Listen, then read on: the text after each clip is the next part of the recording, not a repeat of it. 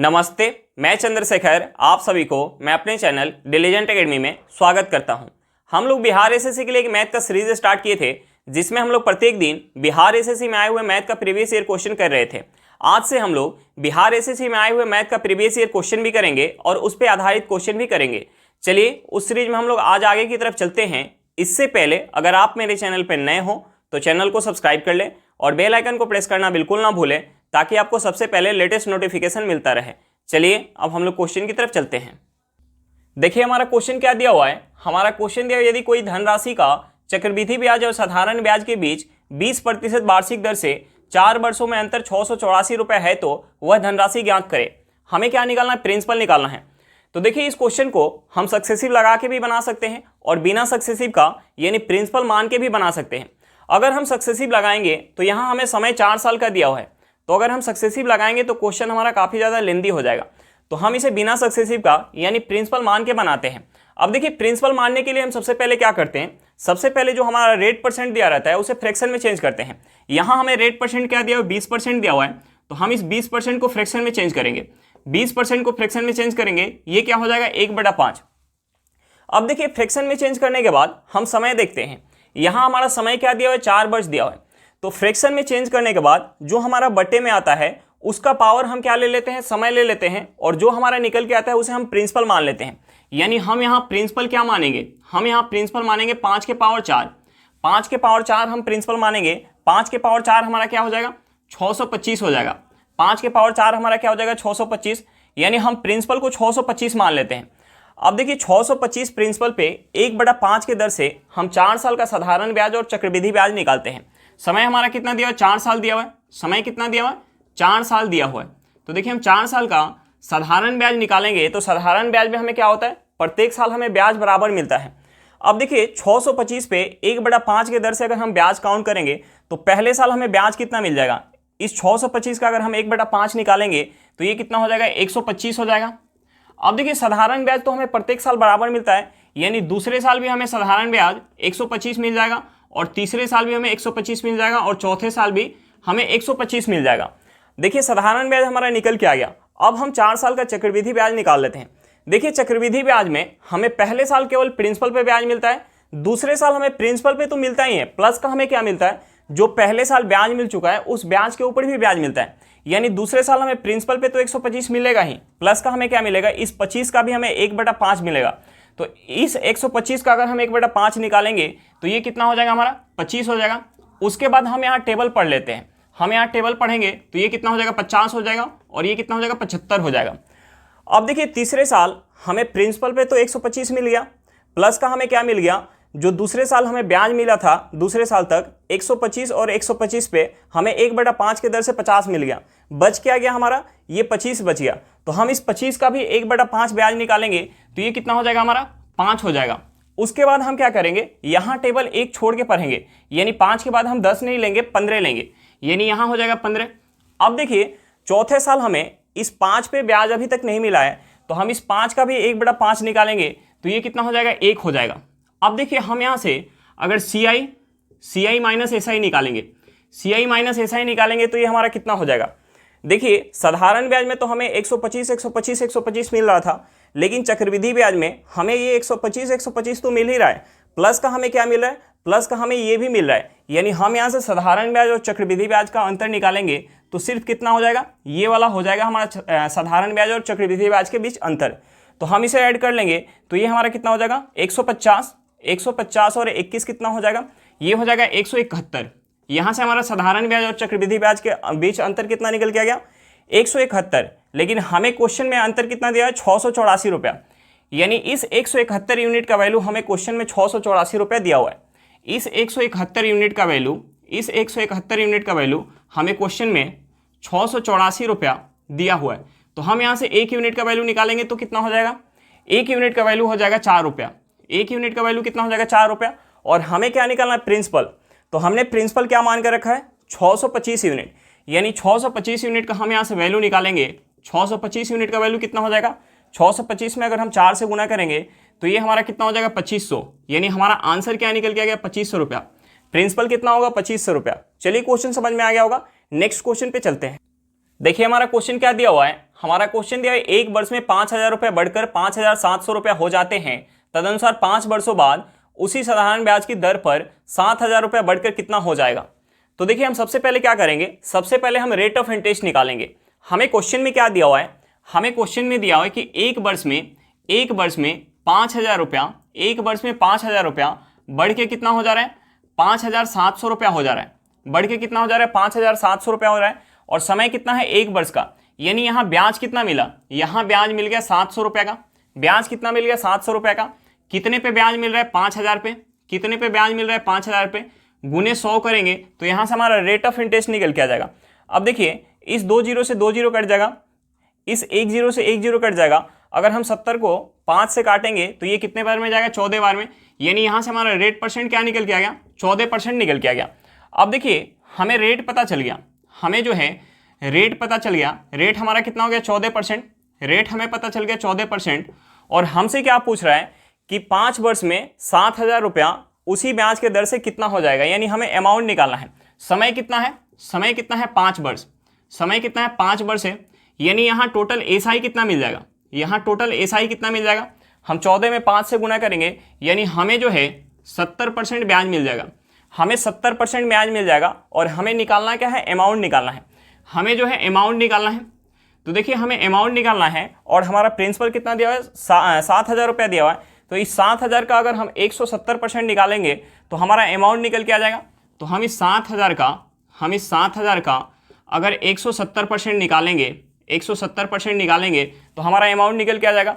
अब देखिए इस 0 से 0 कट जाएगा, इस 1 जीरो से 1 जीरो कट जाएगा। हम यहाँ गुना करेंगे, अगर 17 में अगर 7 से गुना करेंगे तो ये कितना हो जाएगा, 119। ये कितना हो जाएगा, 119 पे डबल 0 आ जाएगा। यानी यहाँ से हमारा आंसर क्या निकल के आ गया, हमारा आंसर निकल के आ गया 11,900 रुपया। हमारा आंसर क्या निकल के आ गया, 11,900 रुपया। चलिए क्वेश्चन समझ में आ गया होगा, नेक्स्ट क्वेश्चन पे चलते हैं। देखिए हमारा क्वेश्चन क्या दिया हुआ है, हमारा क्वेश्चन दिया कुछ वस्तुएं 5 रुपया में 6 के हिसाब से खरीदी गई तथा 6 रुपये में 5 के हिसाब से बेची गई, तो लाभ ज्ञात करें। हमें क्या निकालना, लाभ निकालना है। तो देखिए ऐसे क्वेश्चन में हम ये मान के चलेंगे कि जितना वस्तु हम खरीद के लाए थे उतना ही वस्तु बेच रहे हैं। यानी हम सबसे पहले क्या करेंगे, वस्तु की संख्या बराबर करेंगे। सबसे पहले हम वस्तु की संख्या बराबर करेंगे। अब देखिए हमें क्वेश्चन में सीपी क्या दिया हुआ है, हमें क्वेश्चन में सीपी दिया हुआ है कि 5 रुपया में 6 के दर से 5 रुपये में 6 के दर से खरीद के ला रहा है। और हमें एसपी क्या दिया हुआ है, हमें एसपी दिया हुआ है, हमें एसपी क्या दिया हुआ है कि 6 रुपये में 5 के दर से वस्तु बेच रहा है। तो हम सबसे पहले क्या करेंगे, वस्तु की संख्या बराबर करेंगे। हम ये मान के चलेंगे कि जितना वस्तु हम खरीद के लाए थे उतना ही वस्तु हम बेच रहे हैं। तो देखिए वस्तु की संख्या हम बराबर करेंगे। वस्तु की संख्या बराबर करने के लिए, यानी इस 6 और 5 को बराबर करने के लिए हम क्या करेंगे, ऊपर हम 5 से गुना कर लेंगे और नीचे 6 से गुना कर लेंगे। अगर हम इस साइड 5 से गुना कर रहे हैं तो हमें इस साइड भी 5 से गुना करना पड़ेगा, और हम इस साइड 6 से गुना कर रहे हैं तो हमें इस साइड भी 6 से गुना करना पड़ेगा। अब देखिए यहाँ से हमारा सीपी और एसपी क्या हो जाएगा, यहाँ से हमारा सीपी क्या हो जाएगा, यहाँ से हमारा सीपी हो जाएगा, हम 5 से गुना करेंगे तो ये कितना हो जाएगा, ये हो जाएगा 25 रुपया। 25 रुपये में कितना वस्तु, 25 रुपये में कितना वस्तु, हम 6 में अगर 5 से गुना करेंगे तो ये कितना हो जाएगा, 30 हो जाएगा। और एसपी कितना हो जाएगा, एसपी हो जाएगा, हम इसमें अगर 6 से गुना करेंगे तो ये कितना हो जाएगा, 36 रुपया। ये कितना हो जाएगा, 36 रुपया। और हम 5 में 6 से गुना करेंगे तो ये कितना हो जाएगा, 30 वस्तु। अब देखिए यहाँ से हमारा सीपी और एसपी क्या निकल के आ गया, 30 वस्तु का सीपी क्या है 25 रुपया और 30 वस्तु का एसपी क्या है 36 रुपया। यानी यहाँ से हमारा सीपी और एसपी क्या निकल के आ गया, सीपी निकल के आ गया कि उस वस्तु का सीपी जो है 25 रुपया है और एसपी क्या है 36 रुपया। तो देखिए हमें क्या निकालना है, लाभ प्रतिशत निकालना है, हमें जो है प्रॉफिट परसेंट निकालना है। हमें क्या निकालना है, प्रॉफिट परसेंट निकालना है। तो देखिए प्रॉफिट परसेंट निकालना है, यहाँ प्रॉफिट कितने का हो रहा है, 25 रुपये में खरीद के लाया था और 36 रुपये में बेच रहा है, यानी प्रॉफिट कितना हो रहा है, यहाँ जो है प्रॉफिट हो रहा है 11 रुपये का। प्रॉफिट कितना हो रहा है, 11 रुपये का। और हम प्रॉफिट परसेंट या लॉस परसेंट किस पे काउंट करते हैं, सीपी पे। यानी सीपी कितना है 25 रुपया इंटू 100 करेंगे तो यहाँ से हमारा प्रॉफिट परसेंट निकल के आ जाएगा। हम इस 25 से 100 को काटेंगे तो 4 बार में जाएगा, यानी यहाँ से हमारा क्या निकल के आ गया, 44%। 44% का क्या होगा, लाभ होगा। 44% का क्या होगा, लाभ होगा। चलिए क्वेश्चन समझ में आ गया होगा, नेक्स्ट क्वेश्चन पे चलते हैं। देखिए हमारा क्वेश्चन क्या दिया हुआ है, हमारा क्वेश्चन दिया जब किसी वस्तु का विक्रय मूल्य 64 रुपये बढ़ जाता है तो 15% हानि 17% के लाभ में परिवर्तित हो जाता है। बताएं कि उस वस्तु को यदि 20% लाभ की इच्छा से बेचा जाए तो उसका विक्रय मूल्य क्या होगा। हमें क्या निकालना है, उस वस्तु का 120% का वैल्यू निकालना है। अब देखिए हमें क्वेश्चन में क्या दिया हुआ है, हमें क्वेश्चन में दिया हुआ है कि अगर विक्रय मूल्य को 64 रुपया बढ़ा दिया जाए तो जो 15% की हानि हो रही थी वह 17% लाभ में परिवर्तित हो गया। 15% की हानि हो रही थी, यानी उस वस्तु को बेचने पे कितना प्राप्त हो रहा होगा, उस वस्तु के 85% के मूल्य के बराबर प्राप्त हो रहा होगा, 85% के मूल्य के बराबर प्राप्त हो रहा होगा। अब उसके विक्रय मूल्य में 64 रुपया बढ़ा दिया गया तो जो 15% का हानि था वो 17% के लाभ में परिवर्तित हो गया, यानी अब कितना प्राप्त हो रहा है, 117% प्राप्त हो रहा है। अब कितना प्राप्त हो रहा है, 117% प्राप्त हो रहा है। अब देखिए विक्रय मूल्य में कितना का वृद्धि किया गया, विक्रय मूल्य में कितना का वृद्धि किया गया, 64 रुपया का वृद्धि किया गया। और यहां परसेंटेज में कितना का वृद्धि हो गया, परसेंटेज में कितना का वृद्धि हो गया। हम इस 15 को अगर 17 में ऐड करेंगे तो ये हमारा कितना हो जाएगा, ये हमारा हो जाएगा 32, यानी 32% का परसेंटेज में वृद्धि हो गया। 32% का वृद्धि कब हो रहा है, जब हम विक्रय मूल्य को 64 रुपये से बढ़ा रहे हैं, 64 रुपये से बढ़ा रहे हैं। अब देखिए उस वस्तु का 32% का वैल्यू हमें पता चल गया 64 रुपया, तो हम यहाँ से 1% का वैल्यू निकाल सकते हैं। 1% का वैल्यू क्या हो जाएगा, हम इस 32 से 64 को काटेंगे, ये हमारा क्या निकल के आ जाएगा, 2 रुपया निकल के आ जाएगा। और हमें क्या निकालना है, हमें निकालना है कि यदि 20% लाभ की इच्छा से बेचा जाए तो उसका विक्रय मूल्य क्या होगा। हमें क्या निकालना, उस वस्तु का 120% का वैल्यू निकालना है। तो हमें 1% का वैल्यू पता चल गया तो हम 120% का वैल्यू निकाल सकते हैं। हम यहाँ से 120% का वैल्यू निकालेंगे, 120 में अगर हम 2 से गुना करेंगे तो ये हमारा कितना हो जाएगा, 240, यानी हमारा विक्रय मूल्य क्या निकल के आ गया, 240 रुपये निकल के आ गया। हमारा आंसर क्या निकल के आ गया, 240 रुपया। चलिए क्वेश्चन समझ में आ गया होगा, नेक्स्ट क्वेश्चन पे चलते हैं। देखिए हमारा क्वेश्चन क्या दिया हुआ है, हमारा क्वेश्चन दिया हुआ है यदि बी की आय ए से 20% अधिक हो तथा बी की आय सी से 10% कम हो तो ए की आय सी की आय का कितना प्रतिशत है। तो हम सबसे पहले क्या करते हैं, तीनों के आय का हम रेशियो निकाल लेते हैं। हम सबसे पहले तीनों के आय का रेशियो निकाल लेते हैं। देखिए कौन कौन है, ए, बी और सी। हमें क्या दिया हुआ है, हमें क्वेश्चन में दिया है कि बी की आय ए से 20% अधिक है। बी की आय जो है ए से 20% अधिक है, यानी अगर ए की आय 10 रुपया होगी, ए की आय अगर 10 रुपया होगी तो बी की आय कितना होगी, इस 10 का अगर हम 20% निकालेंगे तो कितना हो जाएगा, 2, यानी 2 अधिक, यानी कितना हो जाएगा, 12। अब देखिए हमें दूसरा क्या दिया हुआ है, हमें दूसरा दिया हुआ है कि बी की आय सी से 10% कम है, यानी अगर सी की आय अगर 10 रुपया होगी तो बी की आय कितना हो जाएगी, 9 रुपया। अब देखिए हम यहाँ से रेशियो निकाल लेंगे। हम यहाँ से अगर रेशियो निकाल लेंगे तीनों का तो हमें तीनों का पता चल जाएगा कि तीनों का जो है आय कितना है। हम सबसे पहले यहाँ से रेशियो निकाल लेते हैं। अब देखिए हम यहाँ से कुछ काट सकते हैं क्या, हम यहाँ से काट सकते हैं, हम इसे 2 से काट सकते हैं। ये 2 से 5 बार में जाएगा, ये 2 से 6 बार में जाएगा और ये भी 2 से 6 बार में जाएगा। हम यहाँ गुना कर लेते हैं, ये कितना हो जाएगा, 45 हो जाएगा, 45:2। ये कितना हो जाएगा, 54:2। और ये कितना हो जाएगा हमारा, 60 हो जाएगा, 60 हो जाएगा। हम इसे 3 से काट सकते हैं। अगर 3 से काटेंगे तो ये 3 से 15 बार में जाएगा, ये 3 से 18 बार में जाएगा और ये 3 से 20 बार में जाएगा। अब देखिए तीनों का आय का हमारा रेशियो निकल के आएगा और हमसे क्या पूछ रहा है कि ए की आय सी के आय का कितना प्रतिशत है। ए की जो आय है, ए की आय कितना है, ए की आय जो है वो 15 है और सी का आय कितना है, 20 है। तो हमसे पूछ रहा है कि ए की आय सी के आय का कितना प्रतिशत है। तो हम यहाँ से इसे सॉल्व करेंगे, हमारा आंसर निकल के आ जाएगा। हम इसे काटेंगे 20 से तो ये 20 से 4 बार में जाएगा, यानी यहाँ से हमारा क्या निकल के आ गया, ये 20 से हमारा 5 बार में जाएगा, 20 से 100 5 बार में जाएगा। हम 15 में अगर 5 से गुना करेंगे तो यहाँ से हमारा क्या निकल के आ जाएगा, 75%। हमारा क्या निकल के आ गया कि ए की आय सी के आय का क्या है, 75% है। चलिए क्वेश्चन समझ में आ गया होगा, नेक्स्ट क्वेश्चन पे चलते हैं। देखिए हमारा क्वेश्चन क्या दिया हुआ है, हमारा क्वेश्चन दिया ए तथा बी की चालों का अनुपात 3:4 है। एक निश्चित दूरी बी ने 24 मिनट में तय की है, इस दूरी को तय करने में ए कितना समय लेगा। देखिए हमें क्या निकालना है कि एक निश्चित दूरी को बी जो है 24 मिनट में तय कर रहा है, तो उसी दूरी को अगर ए तय करेगा तो कितना समय लगेगा, और हमें दोनों का स्पीड का रेशियो दिया हुआ है। तो देखिए एक हमारा कंसेप्ट होता है कि अगर डिस्टेंस हमारा फिक्स हो तो जो स्पीड का रेशियो रहता है, स्पीड का रेशियो के अपोजिट हमारा क्या होता है, समय का रेशियो होता है। अब देखिए हमें जो है स्पीड का रेशियो दिया हुआ है, हमें जो है ए और बी के बीच हमें स्पीड का रेशियो दिया हुआ है। हमें स्पीड का रेशियो कितना दिया हुआ है, हमें स्पीड का रेशियो दिया हुआ है, स्पीड का रेशियो हमें कितना दिया हुआ है, 3:4 दिया हुआ है। स्पीड का रेशियो 3:4 दिया हुआ है, तो हम यहाँ से अगर समय का रेशियो निकालेंगे तो समय का रेशियो क्या हो जाएगा, इसका अपोजिट हो जाएगा, यानी 4:3 हो जाएगा, 4:3। यानी उस दूरी को तय करने में, फिक्स दूरी को तय करने में ए को अगर 4 यूनिट का समय लगेगा तो बी को कितना समय लगेगा, 3 यूनिट का समय लगेगा। अब देखिए हमें बी का समय दिया हुआ है, यानी इस 3 यूनिट का वैल्यू हमें क्वेश्चन में कितना दिया हुआ है, 24 मिनट दिया हुआ है। 3 यूनिट का वैल्यू हमें क्वेश्चन में 24 मिनट दिया हुआ है, तो हम इस 3 में कितना से गुना करेंगे तो हमारा 24 होगा। 3 में हम 8 से गुना करेंगे तो हमारा 24 होगा, तो हमें इस 4 में भी 8 से गुना करना पड़ेगा, यानी 4 में 8 से गुना करेंगे तो हमारा आंसर क्या निकल के आ जाएगा, 32 मिनट। यानी उस फिक्स दूरी को ए को तय करने में कितना समय लग जाएगा, 32 मिनट का समय लग जाएगा। चलिए क्वेश्चन समझ में आ गया होगा, नेक्स्ट क्वेश्चन पे चलते हैं। देखिए हमारा क्वेश्चन क्या दिया हुआ है, हमारा क्वेश्चन दिया मेरी वर्तमान आयु मेरे पुत्र की वर्तमान आयु से 3 गुनी है, 5 वर्ष पश्चात मेरी आयु मेरे पुत्र की आयु से 2.5 गुनी हो जाएगी, तो मेरी वर्तमान आयु क्या है। हमें क्या निकालना है, पिता की वर्तमान आयु निकालना है। तो देखिए हम सबसे पहले क्या करते हैं, पिता और पुत्र के वर्तमान आयु का हम रेशियो निकाल लेते हैं। सबसे पहले हम रेशियो निकालेंगे पिता और पुत्र के वर्तमान आयु का।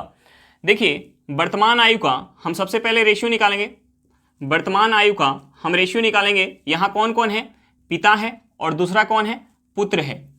देखिए हमें क्वेश्चन में दिया हुआ है कि वर्तमान में मेरी पुत्र की आयु का क्या है, 3 गुनी है, यानी पुत्र का आयु अगर 1 यूनिट होगा तो पिता का आयु कितना हो जाएगा, 3 यूनिट। अब देखिए हमें दूसरा क्या दिया हुआ है, हमें दूसरा जो दिया हुआ है, दूसरा हमें क्या दिया हुआ है, दूसरा दिया हुआ है 5 वर्ष पश्चात, 5 वर्ष पश्चात, 5 वर्ष पश्चात जो है हमें क्या दिया हुआ है कि मेरी आयु जो है पुत्र की आयु 2.5 गुनी है, यानी पिता की आयु अगर 5 यूनिट हो जाएगी तो पुत्र की आयु कितना हो जाएगी, 2 यूनिट। अब देखिए पिता और पुत्र के आयु के बीच का जो अंतर होगा वर्तमान में जितना होगा उतना ही 5 वर्ष बाद भी होगा। तो देखिए हम वर्तमान में आयु के बीच का अंतर देखते हैं। वर्तमान में अगर पिता की आयु हमने मान लिया कि 3 यूनिट है तो पुत्र का आयु कितना है, 1 यूनिट, यानी यहाँ जो है आयु के बीच का अंतर कितना हो जाएगा, 2 यूनिट। अब देखिए 5 वर्ष पश्चात पिता की आयु 5 यूनिट है और पुत्र की आयु कितना है, 2 यूनिट, यानी यहाँ जो है आयु के बीच का अंतर कितना है, 3 यूनिट। तो देखिए अंतर बराबर नहीं है, तो हम सबसे पहले क्या करेंगे, अंतर को बराबर करेंगे। यहाँ जो है अंतर कितना है, 3 यूनिट, और यहाँ अंतर कितना है, 2 यूनिट। तो हम ऊपर के अंतर से नीचे गुना करेंगे और नीचे के अंतर से ऊपर गुना करेंगे। अब देखिए हमारा रेशियो क्या हो जाएगा, अगर हम ऊपर 3 से गुना करेंगे तो रेशियो हो जाएगा 9:3, और नीचे हम गुना करेंगे 2 से, तो ये हमारा रेशियो क्या हो जाएगा, 10:4। अब देखिए यहाँ जो है वर्तमान से 5 वर्ष बाद का हमें रेशियो दिया हुआ है, और यहाँ देखिए वर्तमान में अगर पिता की आयु 9 यूनिट है तो पुत्र की आयु कितना है, 3 यूनिट, और 5 वर्ष बाद पिता की आयु 10 यूनिट है और पुत्र की आयु कितना है, 4 यूनिट। यहाँ जो है आयु के बीच का अंतर अब बराबर हो गया है। देखिए पिता की आयु अगर 9 यूनिट है तो पुत्र का कितना है, 3 यूनिट, यानी आयु के बीच का अंतर कितना है, 6 यूनिट, और 5 वर्ष बाद भी पिता की आयु क्या है, 10 यूनिट है और पुत्र का आयु क्या है, 4 यूनिट, यानी यहाँ भी आयु के बीच का अंतर कितना है, 6 यूनिट है।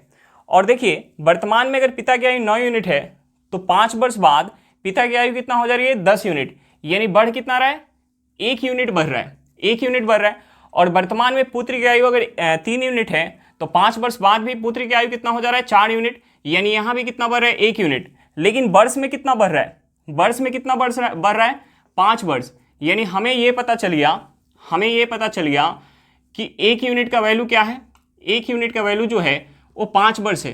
तो हमें क्या निकालना था, पिता की वर्तमान आयु, पिता की वर्तमान आयु कितना है, 9 यूनिट, यानी हमें 9 यूनिट का वैल्यू निकालना है। तो 9 यूनिट का वैल्यू क्या हो जाएगा, 45 वर्ष। 9 यूनिट का वैल्यू क्या हो जाएगा, 45 वर्ष, यानी पिता का वर्तमान आयु क्या निकल के आ गया, 45 वर्ष निकल के आ गया। चलिए क्वेश्चन समझ में आ गया होगा, नेक्स्ट क्वेश्चन पे चलते हैं। देखिए हमारा क्वेश्चन क्या दिया हुआ है, हमारा क्वेश्चन दिया है 3 पाइप ए, बी और सी क्रमशः 15, 12 और 18 घंटे में एक टंकी भर सकते हैं। यदि 2 पाइप ए और सी को खाली टंकी में एक साथ खोला जाता है तो टंकी को भरने में लगने वाला समय कितना होगा। हमें क्या निकालना है कि अगर ए और सी को एक साथ खोल दिया जाए तो टंकी कितना समय में भर जाएगी, हमें उस समय को निकालना है। तो देखिए हम सबसे पहले क्या करेंगे, जो समय हमारा क्वेश्चन में दिया हुआ है हम उसका एलसीएम निकालेंगे। देखिए हमें क्वेश्चन में समय क्या दिया हुआ है, हमें क्वेश्चन में समय दिया हुआ है 15 घंटा, 12 घंटा, और तीसरा समय हमारा क्या दिया हुआ है, 18 घंटा। 15, 12 और 18 का हम एलसीएम निकालेंगे। 15, 12 और 18 का एलसीएम कितना हो जाएगा, 15, 12 और 18 का एलसीएम हो जाएगा 180। एलसीएम कितना हो जाएगा, 180। अब देखिए हम टंकी की धारिता मान लेंगे 180 यूनिट। टंकी की धारिता मान लेंगे 180 यूनिट। देखिए जब 180 यूनिट पानी ए भर रहा है, 180 यूनिट पानी ए भर रहा है तो कितना समय लग रहा है? 15 घंटा। जब 180 यूनिट पानी बी भर रहा है तो कितना समय लग रहा है? 12 घंटा। और जब 180 यूनिट पानी सी भर रहा है, 180 यूनिट पानी सी भर रहा है तो कितना समय लग रहा है? 18 घंटा का समय लग रहा है। अब देखिए हम यहाँ से सबसे पहले तीनों जो पाइप है उसका हम इफिशियंसी निकालेंगे। पाइप ए जो है 15 घंटा में 180 यूनिट पानी भर रहा है, तो 1 घंटा में कितना भर रहा होगा? 1 घंटा में 12 यूनिट भर रहा होगा। पाइप बी जो है 12 घंटा में अगर 180 यूनिट पानी भर रहा है तो 1 घंटा में कितना भर रहा होगा? 15 यूनिट।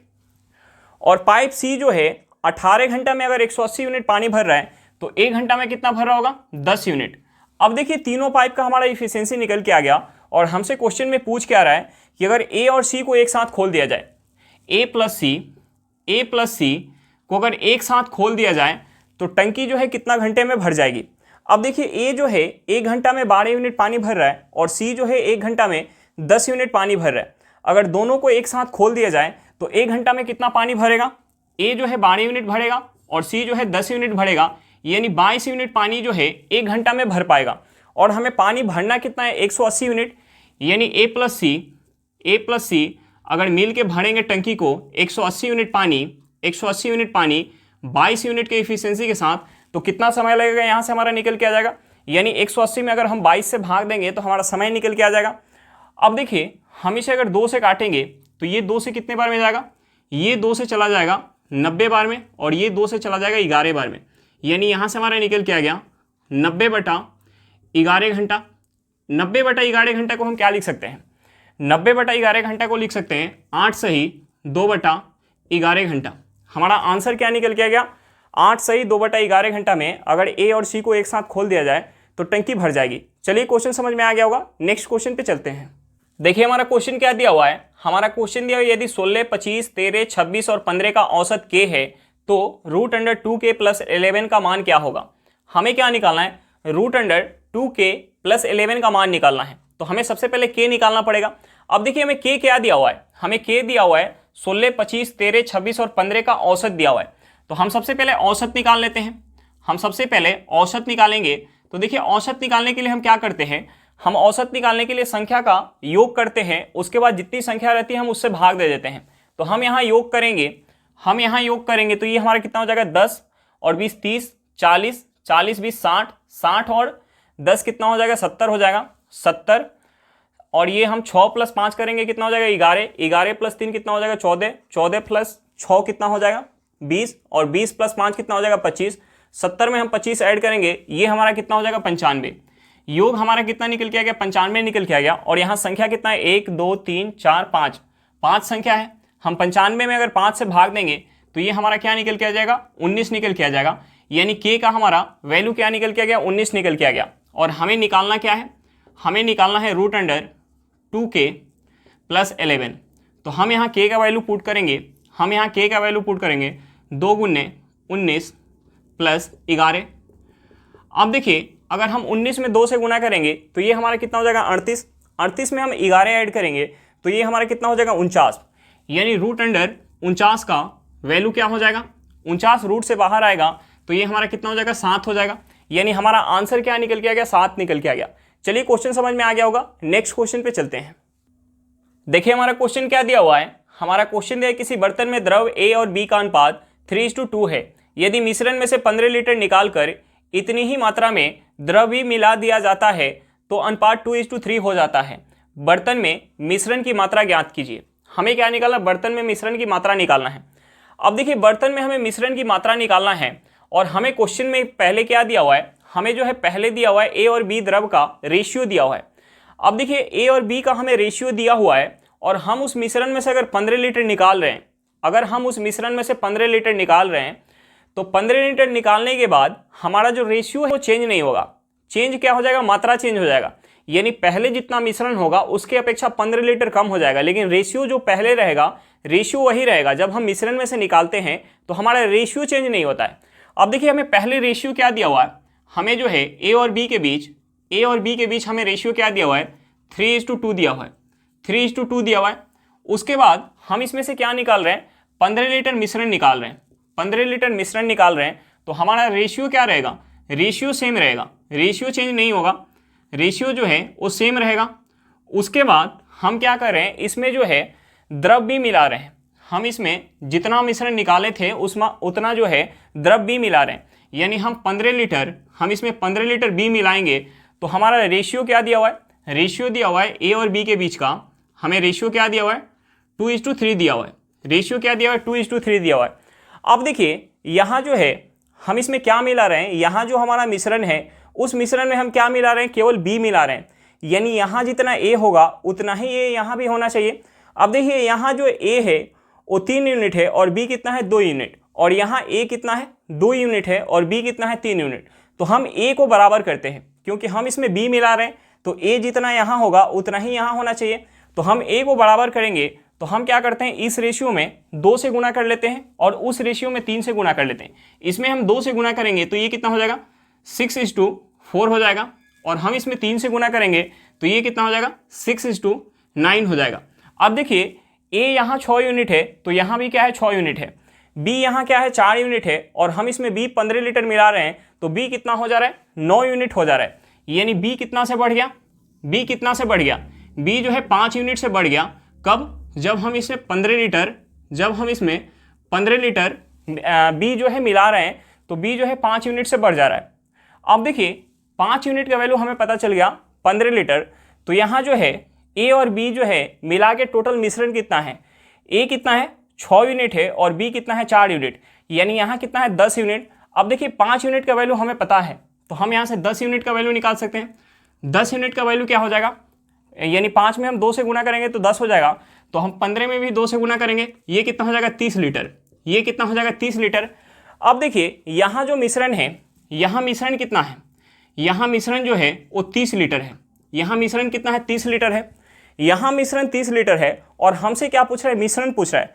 तो यहाँ स्टार्टिंग में मिश्रण कितना होगा, स्टार्टिंग में मिश्रण कितना होगा, हम इसमें से 15 लीटर निकाल रहे हैं, उसके बाद यहाँ मिश्रण 30 लीटर बच रहा है, यानी स्टार्टिंग में मिश्रण कितना होगा, हम इस 30 में 15 ऐड करेंगे, यानी हमारा आंसर क्या निकल के आ जाएगा 45 लीटर, यानी शुरुआत में मिश्रण कितना होगा 45 लीटर होगा। चलिए क्वेश्चन समझ में आ गया होगा। आज के लिए इतना ही, फिर मिलते हैं नेक्स्ट क्लास में। अगर क्लास अच्छा लगे तो क्लास को लाइक करिएगा, अगर आप मेरे चैनल पर नए हो तो चैनल को सब्सक्राइब करिएगा और क्लास को अपने दोस्तों के साथ शेयर करना बिल्कुल मत भूलिएगा। चलिए बाय बाय।